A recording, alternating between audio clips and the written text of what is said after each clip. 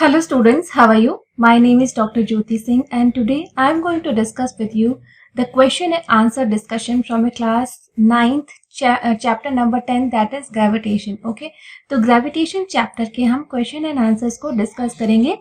इन question answer के discussion से basically होगा ये कि आपका अगर कोई concept समझने में थोड़ा बहुत चूक हो गई हो या रह गया हो, नहीं समझ में आया हो, तो question and answers के discussion के through you can recall the things. और दूसरी चीज ये है कि आपको ये भी पता चलेगा कि एग्जाम में कैसे आपको क्वेश्चन का आंसर देना है. ठीक है, तो क्वेश्चन नंबर 1 है state the universal law of gravitation. जैसे कि हमने टेक्स्ट में भी इसको डिस्कस किया था कि जो ग्रेविटेशन है ये एक यूनिवर्सल लॉ है. मतलब कि ग्रेविटेशन के फिनोमिना को हम पूरे यूनिवर्स में हर जगह देखते हैं. और ग्रेविटेशन का लॉ आया ही ऐसे. पहले हमारे पास ये एक्सप्लेनेशन नहीं था कि जो है मून जो है अर्थ का चक्कर क्यों लगाता है, अर्थ जो है सन का चक्कर क्यों लगाती है, या कोई भी चीज ऊपर से नीचे ही क्यों गिरती है. ठीक है, तो इन सब चीजों का, इन सब फिनोमेना का पहले कोई एक्सप्लेनेशन हमारे पास नहीं हुआ करता था. ठीक है, लेकिन जब हमने ग्रेविटेशन के जो कॉन्सेप्ट है इसको कॉन्सेप्चुलाइज किया कि ग्रेविटी हो सकती है. ठीक है, इस फिनोमेना का हमने ग्रेविटी नाम दिया और इसके ऊपर काफी साइंटिस्ट ने बहुत सारे दिनों इस पे जो है रिसर्च की और पता लगाया. ठीक है, तो उससे हम इन सारे फिनोमेना को एक्सप्लेन कर ले गए. ठीक है, जब हमने माना कि एक हाइपोथेसिस दी कि ग्रेविटी होती है और ये इतनी होती है, इस तरह की होती है, अलग अलग एक्सपेरिमेंट से कैलकुलेट किया, तो फिर जब हमने ग्रेविटेशन को एज अ रीजन सुझाया कि हाँ इन सब चीजों का ये एक्सप्लेनेशन है, तो ये सारी चीजें सटीक हमको मिलती गई. तो हमने माना कि ग्रेविटी होती है और ये यूनिवर्सली एक्ट करती है. इसी वजह से ग्रेविटेशन को हम यूनिवर्सल लॉ ऑफ ग्रेविटेशन कहते हैं. ठीक है, और इस लॉ के थ्रू हमें क्या मतलब, जो हमारा इस लॉ का स्टेटमेंट है वो क्या है कि the universal law of gravitation states that every object in the universe attract every other object with a force called gravitational force. The force acting between two objects is directly proportional. ठीक है, ये चीजें आपको ज्यादा mind में रखने वाली चीजें हैं कि is directly proportional to the product मतलब मल्टीप्लीकेशन. ठीक है, product of their masses and inversely proportional. inversely मतलब अपोजिट, जैसे एक चीज बढ़ेगी तो दूसरी चीज घटेगी. Inversely proportional to the square of the distance between their centres. तो दो ऑब्जेक्ट हैं, अगर एक ऑब्जेक्ट m है और एक ऑब्जेक्ट कैपिटल M है, और उन दोनों के बीच में डिस्टेंस जो है अगर वो r है, तो उन दोनों के बीच में ग्रेविटेशनल फोर्स ऑफ अट्रैक्शन, ठीक है, ग्रेविटी भी एक तरीके की फोर्स है, तो इन दोनों के बीच में जो फोर्स ऑफ अट्रैक्शन है वो कितना होगा, उसको हम F से कैलकुलेट करते हैं. और G जो है वो यूनिवर्सल ग्रेविटेशनल कांस्टेंट है, जिसकी की वैल्यू होती है 6.67 into 10 to the power -11 newton metre kg. ठीक है, और ये जो फोर्स है उसको हमने कैलकुलेट किया मास m1 यानी जो मास ऑफ फर्स्ट ऑब्जेक्ट उसका, और मास ऑफ m2 यानी जो सेकेंड ऑब्जेक्ट है उसका मास m2 है. और इन दोनों के बीच में जो डिस्टेंस है वो फोर्स इससे इनवर्सली मतलब अपोजिट तरीके से रिलेटेड है और उसका स्क्वायर है. ठीक है, तो ये फॉर्मूला आपको बिल्कुल अच्छे से याद करने की जरूरत है. ठीक है, ये फॉर्मूला नहीं याद करेंगे तो ग्रेविटी को आप कभी भी एक्सप्लेन नहीं कर पाएंगे. ठीक है, तो force of gravity is equal to G into M1 into M2 upon R square. ठीक है, और G जो है इसकी वैल्यू है 6.67 इंटू 10 टू द पावर -11. ये वैल्यू भी आपको याद रखनी है. ठीक है, क्वेश्चन नंबर 2 है write the formula to find the magnitude of gravitational force between earth and an object on the surface of the earth. तो वही ग्रेविटेशनल फॉर्मूला, क्योंकि ग्रेविटी का लॉ जो है वो यूनिवर्सल लॉ है, तो चाहे दो ऑब्जेक्ट कहीं पे भी हो, चाहे अर्थ पे हो चाहे अर्थ के बाहर हो, उन दोनों के बीच में ग्रेविटी को कैलकुलेट करने का यही फॉर्मूला है. ठीक है, नेक्स्ट क्वेश्चन देखते हैं. What do you mean by free fall. Free fall से आप क्या समझते हैं. ठीक है, जब भी कोई चीज ऊपर से नीचे गिरती है और उसके ऊपर केवल ग्रेविटेशनल फोर्स एक्ट कर रहा होता है, तो उस फॉल को हम फ्री फॉल कहते हैं. ठीक है, so gravity of the earth attract every object towards its centre. हर एक चीज को अट्रैक्ट करती है earth. Okay, When an object is released from a height, it falls towards the surface of the earth under the influence of gravitational force. The motion of the object is said to have free fall. तो जब भी कोई चीज ऊपर से नीचे गिरती है तो उसके ऊपर ग्रेविटी ही एक्ट कर रही होती है, इस तरह के फॉल को हम फ्री फॉल कहते हैं। ठीक है। क्वेश्चन नंबर 2 है, what do you mean by acceleration due to gravity. तो जब भी कोई चीज ऊपर से नीचे गिरती है तो जैसे ही गिरनी शुरू करती है उस वक्त तो उसकी स्पीड 0 होती है, लेकिन जैसे ही वो गिरती है हर सेकेंड के बाद उसकी वेलोसिटी बढ़ती जाती है। ठीक है। एक्सेलरेशन का मतलब ही होता है चेंज इन वेलोसिटी। ठीक है। तो जब कोई चीज ऊपर से नीचे गिर रही होती है तो वो किस वजह से गिर रही होती है? Due to gravity. Gravity earth attract कर रही होती है, इस वजह से वो गिर रही होती है। लेकिन गिरते वक्त हर एक सेकेंड पे उसकी स्पीड वेरी करती है, हर एक सेकेंड पे उसकी स्पीड बदलती रहती है। ठीक है। तो चेंज इन वेलोसिटी हमेशा होता रहता है। तो इसी चेंज इन वेलोसिटी को हम एक्सीलरेशन ड्यू टू ग्रेविटी कहते हैं, यानी change in velocity due to gravity. ठीक है। So when an object falls towards the ground from a height, then its velocity changes during the fall. This change in velocity produces acceleration in the object. This acceleration is known as acceleration due to gravity, जिसको कि हम small g से denote करते हैं, और इसकी value भी अर्थ के लिए कांस्टेंट है जो कि है 9.8 मीटर पर सेकेंड स्क्वायर। ठीक है। तो ये इसकी वैल्यू है। अब हम पेज नंबर 138 से क्वेश्चन नंबर 1 देखते हैं। What are the differences between mass of an object and its weight. Mass और वेट में क्या डिफरेंस होता है? So mass is the quantity of matter contained in the body. तो मास क्या होता है? कितना उसका मैटर का क्वांटिटी है। ठीक है। कितना उसका अमाउंट है, उसको हम मास कहते हैं। ठीक है। Weight is the force of gravity acting on the body. जबकि वेट क्या होता है? Force of gravity, gravitational force कितना लग रहा है उसके ऊपर, वो चीज होती है। ठीक है। तो वेट को हम कैसे डिनोट करते हैं? जनरली वेट को हम डिनोट करते हैं, weight is equal to mass into gravity g. ठीक है। तो ये उसका वेट होता है और इसको न्यूटन में हम एक्सप्रेस करते हैं, जबकि मास को हम केजी में एक्सप्रेस करते हैं। ठीक है। तो हम आगे के पॉइंट्स में इसको पढ़ेंगे। सो it is the measure of inertia of the body. उसका मतलब इनर्शिया कितना है, कितना उसके अंदर रेजिस्टेंस है। ठीक है। So it is the measure of gravity. ये मेजर है ग्रेविटी का। अगर ग्रेविटी कम होगी तो वेट भी कम हो जाएगा, ग्रेविटी ज्यादा होगी तो वेट भी ज्यादा हो जाएगा। ठीक है। So mass is a constant quantity. Mass तो है, मास जो है कांस्टेंट है, चाहे अर्थ पे हो चाहे मून पे हो, उसका मास जितना रहेगा वो तो मास उतना ही रहेगा। ठीक है। लेकिन weight is not a constant quantity, it is different at different places. Weight जो है कांस्टेंट क्वांटिटी नहीं है। ठीक है। क्योंकि ये ग्रेविटी से इन्फ्लुएंस रहती है, तो जितनी ज्यादा अब अर्थ के ऊपर तो सब जगह एक जैसी ग्रेविटी है। ठीक है। अर्थ के ऊपर हर जगह एक जैसी ग्रेविटी है लगभग। ठीक है। तो अर्थ के ऊपर अगर हम देखें तो कई बार मास और वेट को इंटरचेंजेबली भी हम यूज कर लेते हैं। ठीक है। कि जो मास जो होगा वही वेट होगा, अर्थ के ऊपर तो सब जगह ग्रेविटी है। ठीक, इस वजह से। लेकिन अगर हम अर्थ के बाहर के सरफेसेस पे काम करेंगे तो हमें डिफरेंस पता चलेगा। ठीक है। इट हैज ओनली मैग्नीट्यूड, यानी कि ये कोई डायरेक्शनल क्वांटिटी नहीं है कि डायरेक्शन की वजह से इसका जो है वैल्यू बदल जाएगी। ठीक है। बट वेट जो है डायरेक्शनल क्वांटिटी है। It has magnitude as well as direction, किस डायरेक्शन में वजन लग रहा है। ठीक है। Its SI unit is kilogram. इसका एसआई यूनिट जो है वो किलोग्राम में हम वेट को मास को नापते हैं। वही वेट को नापने के लिए जनरली हम वेट को केजी में अपने यहाँ पे देखते हैं, लेकिन हम मास नापते हैं क्योंकि जी तो कांस्टेंट है। ठीक है। तो SI unit is the same as the SI unit of force, that is newton. Weight का जो एसआई यूनिट है वो न्यूटन होता है। ठीक है।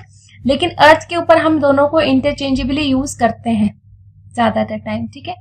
So why is the weight of an object on the moon 1/6 of its weight on the earth? Moon के ऊपर किसी भी ऑब्जेक्ट का वजन जो है यहाँ अर्थ के कंपैरिजन में 1/6 हो जाता है। कैसे? ठीक है। अब हमें पता है कि मान लेते हैं कि let m be the mass of the earth and m be an object on the surface of the earth। ठीक है। मान लेते हैं मास का जो अर्थ है उसका मास me है और उसके सरफेस पे रखे एक ऑब्जेक्ट है उसका मास जो है स्मॉल m है। Let R E be the radius of the earth according to the universal law of gravitation weight WE of the object on the surface of the earth is given by, weight का मतलब वही होता है force, ठीक है। तो force जो है या वेट जो है हम कैसे निकालेंगे, weight is equal to GMEM by R square, okay. So according to the universal law of gravitation, weight WE of the object on the surface of the earth is given by WE GMEM by RE square. Okay. So let MM and RM be the mass of the and radius of the moon. Then according to the universal law of gravitation, weight WM of the object on the surface of the moon is given by the formula WM GMM into M by R square M, ठीक है। तो ये एक हमने अर्थ के लिए और moon के सरफेस पे वेट के लिए जो फॉर्मूला है उसके थ्रू हमने एक जनरलाइज फॉर्मूले के थ्रू इसको कैलकुलेट कर लिया। अब हम क्या करेंगे, दोनों का रेशियो ले लेंगे, ठीक है। WM मतलब वेट ऑन मून और वेट ऑन अर्थ, ठीक है। तो दोनों का जब हम रेशियो लेंगे तो हमें ये मिलेगा, ओके। देन क्या होगा कि इसमें से कुछ वैल्यूज कैंसिल हो जाएंगी और इनमें से बाकी जो वैल्यूज हैं उनको अगर हम पुट करेंगे तो उनकी वैल्यूज है मास ऑफ अर्थ 5.98 और मास ऑफ मून, ये सब हमको वैल्यूज पता है, ठीक है, दी हुई है हमको पहले से। फिर जब हम इन वैल्यूज को पुट करेंगे और कैलकुलेट करेंगे तो हमें अप्रोक्सीमेटली 1/6 ये जो फ्रैक्शन है ये मिलेगा, ठीक है। तो ये इस तरीके से हम कह सकते हैं कि therefore weight of an object on the moon is 1/6 of its weight on the अर्थ, ठीक है। सो पेज नंबर 141 से कुछ क्वेश्चंस देखते हैं। Why it is difficult to hold a school bag having a strap made of a thin and a strong string. एक कोई school bag है, उसका जो स्ट्रिप है, जो पट्टा है यहाँ पे जैसे टांगते हो आप, अगर वो पतला है मतलब थिन है, ठीक है, तो आपको कंधे पे ज्यादा प्रेशर और भार महसूस होगा। अगर वो पट्टा इतना चौड़ा है, ठीक है, अगर वो पट्टा इतना चौड़ा है ऐसे, ठीक है, तो आपको कम भार महसूस होगा, कम प्रेशर आपके कंधों पे जाएगा। ऐसा क्यों, ठीक है। So it is difficult to hold a school bag having a thin strap because the pressure on the shoulders is quite large. This is because the pressure is inversely proportional to the surface area on which the force act, ठीक है। तो ये बहुत ही ध्यान देने वाली बात है कि प्रेशर जो है इनवर्सली प्रोपोर्शनल होता है to the surface area on which the force act, ठीक है। तो फोर्स यहाँ पे लग रहा है, लेकिन अगर सरफेस एरिया कम लगेगा तो हमें ज्यादा प्रेशर महसूस होगा। जैसे चाकू से हम काटते हैं तो चाकू से कट जाता है, इससे नहीं कटता है, पेन से नहीं कटेगा, क्योंकि चाकू की सरफेस एरिया कम है, तो उतने ही फोर्स में वो ज्यादा प्रेशर एक्सर्ट करेगा, ठीक है। वैसे ही अगर थिन स्ट्रैप होगा, अगली बार से जब आप स्कूल बैग चुनने जाओगे, लेने जाओगे, तो आप ये ध्यान दोगे कि वही स्कूल बैग लेना है जिसका स्ट्रैप ज्यादा चौड़ा हो, ठीक है, ताकि आपको कम प्रेशर महसूस हो, okay. So the smaller is the surface area the larger will be pressure on the surface. In case of a thin strap the contact surface area is very small, hence the pressure exerted on the shoulder is very large, okay. तो ये सारे concept आप बोलते हो ना, ये सारी चीजें हमने पढ़ी, पर कहाँ इस्तेमाल कहाँ की, यह इस्तेमाल की, ठीक है।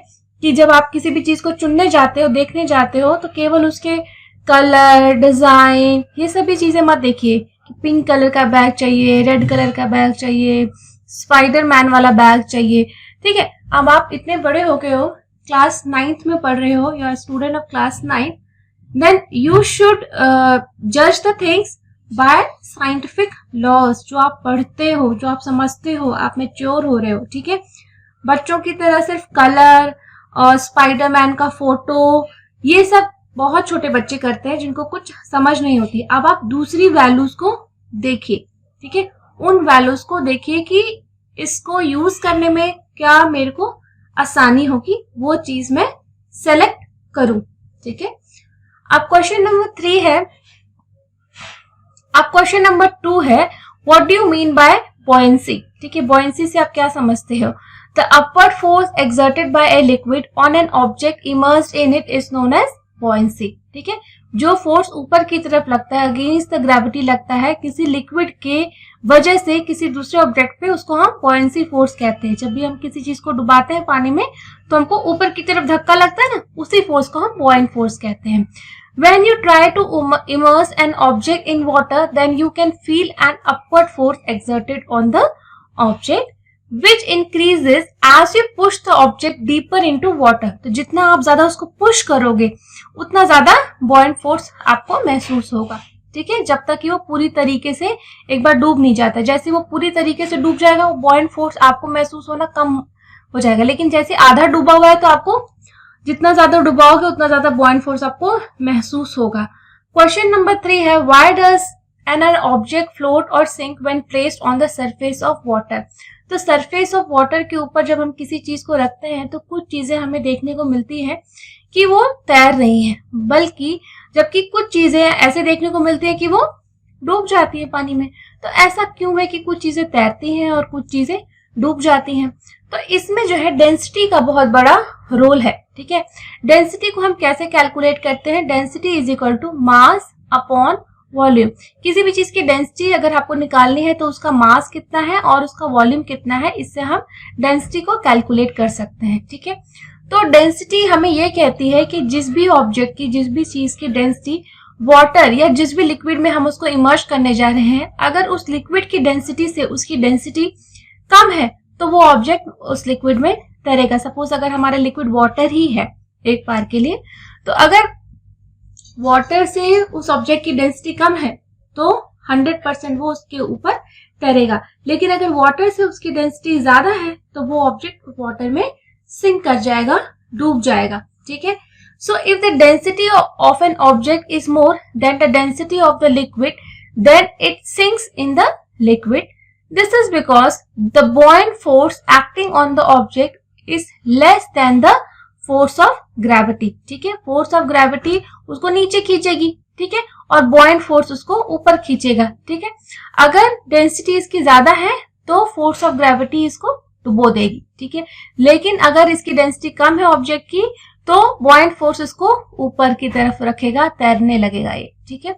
On the other hand, if the density of the object is less than the density of the liquid, then it floats on the surface of the liquid. This is because the buoyant force acting on the object is greater than the force of gravity. Fine. So ये reason था। अब question number 1 देखते हैं। On the page 142, you find your mass to be 42 kg on a weighing machine. Is your mass more or less than 42 kg? एक weighing machine है, उसके ऊपर आप चढ़ गए और आपने वजन देखा कि 42 kg मेरा वजन आ रहा है। तो रियल में, एक्चुअली में आपका वजन 42 kg से कम है या ज्यादा है? तो जो भी वजन आप weighing machine पे देखते हो वो एक तरीके से आपका मिनिमम वेट होता है, ठीक है। असल में आप उससे ज्यादा ही होते हो, ठीक है। कैसे? When you weigh your body, an upward force act on it. जब हम वजन करते हैं तो क्योंकि हमारा सरफेस एरिया रहता है, ठीक है, तो हमें एक अपवर्ड पुल भी मिलता है, ठीक है। सो इस वजह से हमारा पूरा वजन जो है वेइंग मशीन पे नहीं आ पाता है। So this upward force is the buoyant force. As a result, the body get pushed slightly upwards, causing the weighing machine to show a reading less than the actual value, ठीक है। Question number 2 है, You have a bag of cotton and an iron bar. आपके पास एक cotton का bag है बड़ा सा और एक आयरन का बार है, एक जो है लोहे का जो है बार है, मतलब एक जैसे कि सरिया है एक तरीके से कह लो। Each indicating a mass of 100 kg. दोनों का वजन जब हमने किया तो 100 kg वजन दिखा रहा है when measured on a weighing machine. In reality, one is heavier than the other. लेकिन एक्चुअली में एक जो है दूसरे से ज्यादा भारी है। Can you say which one is heavier and why? ठीक है, आप बता सकते हो कि कौन आपको ज्यादा भारी लगेगा रियलिटी में, ठीक है, एज कंपेयर टू अदर, और क्यों? So the bag of cotton is heavier than the iron bar. Actually में दोनों का वजन तो 100 kg दिखा रहा है वेइंग मशीन में, लेकिन रियल में भारी कौन होगा, ज्यादा भारी कौन होगा? वो कॉटन बैग होगा. क्यों? क्योंकि उसका कॉटन बैग की डेंसिटी जो होती है वो कम होती है. मतलब डेंसिटी का जैसे मैंने आपको फॉर्मूला बताया, density is equal to mass upon volume, ठीक है। अब कॉटन की वॉल्यूम बहुत ज्यादा है क्योंकि ज्यादा एरिया में वो स्पेस ज्यादा कवर करता है, तो इस वजह से उसकी डेंसिटी जो है काफी कम हो गई है। और वहीं आयरन की डेंसिटी बहुत ज्यादा है क्योंकि कम एरिया में वो ज्यादा मॉलिक्यूल्स को ले लेता है, इस वजह से उसका डेंसिटी काफी ज्यादा होगा आयरन का, ठीक है। So this is because the surface area of cotton bag is larger than the iron bar, hence more buoyant force act on the bag than that of an iron bar। मान लीजिए कि cotton bag का size ये बड़ा है और iron bar का ये है, ठीक है। तो जब हम वेइंग मशीन पे रख रहे हैं तो इसके ऊपर यहाँ बॉइंट फोर्स, यहाँ बॉइंट फोर्स, यहाँ बॉइंट फोर्स, सब जगह से बॉइंट फोर्स लग रहा है।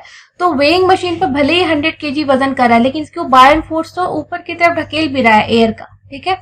और आयरन बार तो ऐसा है, उसको बॉइंट फोर्स बस एक ही लग रहा है, ठीक है। तो इन एक्चुअल में इसका वजन ज्यादा होगा, बट इसके ऊपर बॉइंट फोर्स लग रहा है, इस वजह से इसका वजन 100 kg दिखा तो रहा है, लेकिन 100 kg से कहीं ज्यादा होगा। वहीं पे अगर इसका 100 दिखा रहा है तो 100 के लगभग ही होगा इसका वजन, ठीक है। So this makes the cotton bag lighter than its actual value. For this reason the iron bar and the bag of cotton show the same mass on the weighing machine, but actually the mass of cotton bag is more than that of the iron bar, ठीक है। और अब हम कुछ exercises के questions देख लेते हैं। How does the force of gravitation between two objects change when the distance between them is reduced to half. जब दो ऑब्जेक्ट्स के बीच में जो फोर्स ऑफ ग्रेविटी है, अगर हम उसके डिस्टेंस को हाफ करते हैं तो वो फोर्स ऑफ ग्रेविटी कितना चेंज होगा, ठीक है। So according to the universal law of gravitation, gravitational force F acting between two objects is inversely proportional to the square of the distance between them, है ना, हमने ये देखा। Force is inversely proportional to R square, और अगर हम R square को half कर देंगे, if the distance R become R by 2, then the gravitational force will be proportional to, तो ये 1 बाय आर स्क्वायर का r बाय 2 हो गया और ये 4 टाइम्स हो गया। अगर हमें फिर क्या मिला कि अगर हम जो है डिस्टेंस को आधा कर देंगे तो फोर्स ऑफ ग्रेविटी जो है वो 4 टाइम्स बढ़ जाएगी, ठीक है। So hence if the distance is reduced to half, then the gravitational force becomes 4 times larger than the previous value, okay. Question number 2 है, gravitational force acts on all object in proportion to their masses, Why then a heavy object does not fall faster than the light object? तो ये बहुत ही interesting question है कि जब gravitational force सब जैसे हमने ग्रेविटेशनल फोर्स का देखा formula, force is equal to G into M1 into M2, तो यानी ये मास से प्रोपोर्शनल है। तो जो जिसका मास ज्यादा है, क्यों नहीं वो ज्यादा ग्रेविटेशनल फोर्स से दूसरे ऑब्जेक्ट को खींचता है। जैसे कि हम देखते हैं ना कि दो बच्चों की लड़ाई होती है तो ज्यादा हट्टा खट्टा रहता है, वो दूसरे को तेजी से धक्का दे सकता है, तेजी से मार सकता है, और जो कमजोर पतला दुबला रहेगा वो उतना तेजी से उतने फोर्स से नहीं मार सकता है ना, देखते हैं। तो वैसे ही ग्रेविटी के केस में क्यों नहीं ऐसा होता कि जो ज्यादा मास वाला है और वो ज्यादा फोर्स क्यों नहीं एक्सर्ट करता। हमेशा हम क्यों देखते हैं कि हर ऑब्जेक्ट जो है इक्वल एंड अपोजिट फोर्स से एक दूसरे को क्यों अट्रैक्ट करते हैं, ठीक है। तो ग्रेविटी के केस में ऐसा नहीं है। ग्रेविटी के केस में ग्रेविटेशनल फोर्स दोनों जो है ऑब्जेक्ट एक दूसरे के ऊपर बराबर अमाउंट में एक्सर्ट करते हैं, बट उनका डायरेक्शन अपोजिट होता है, ठीक है। So all objects fall on ground with constant acceleration called acceleration due to gravity in the absence of air resistance. It is constant and does not depend upon the mass of an object, ठीक है। तो acceleration due to gravity, जिसको हम small जी से denote करते हैं, वो सारे ऑब्जेक्ट्स के ऊपर बराबर लगती है, वो मास के ऊपर डिपेंड नहीं करती है, ठीक है। Hence heavy objects do not fall faster than the light objects, okay. Question number 3 है, what is the magnitude of gravitational force between the earth and A 1 kg object on its surface. Mass of the earth is इतना and radius of the earth is इतना. So according to the universal law of gravitational force exerted on an object of mass m is given by, इसका formula हमको दिया हुआ है, force is equal to G m by r square, और यहाँ values अगर हम पुट करेंगे, ठीक है, तो जब वैल्यूज पुट करेंगे तो फोर्स कितना आ गया 9.8 न्यूटन, ओके। तो ये हमारा क्वेश्चन यहाँ से सॉल्व हो गया, ठीक है।